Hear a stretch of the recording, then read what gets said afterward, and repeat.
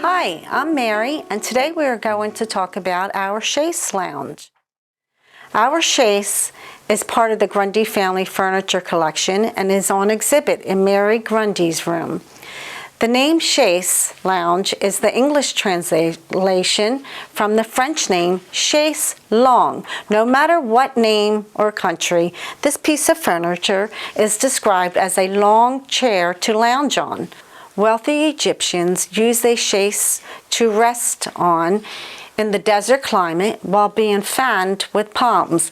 Ancient chaise lounges were made from cord, woven palm fronds, and rawhide. The Greeks called them clines, a name from which recline originates.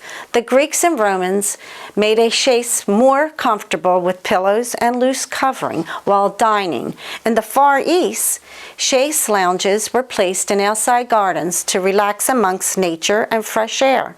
Modern lounges that we are familiar with became popular in 16th century France. From 1723 to 1759, during the reign of Louis XV, the chaise lounge was very popular and made with the most expensive and rarest materials.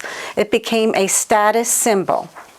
During the 1800s, the chaise was created for a more feminine meaning, a type of richly thrown for women to rest during the day without retiring to a bedroom. The term fainting couch became popular as tightly corseted ladies used the chaise to take a breather. Our chaise was reupholstered with pink and green moire, which is material that is processed and left with a rippled effect, and deeply tufted contrasting buttons.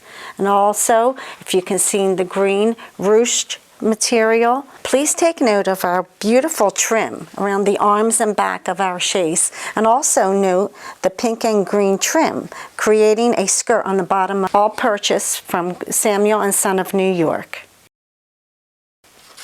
We are giving you close-up images of the beautiful details that Guy's Upholstery in Philadelphia did to create an exquisite example for Mary Grundy's bedroom suite. We hope you can visit and see this in person.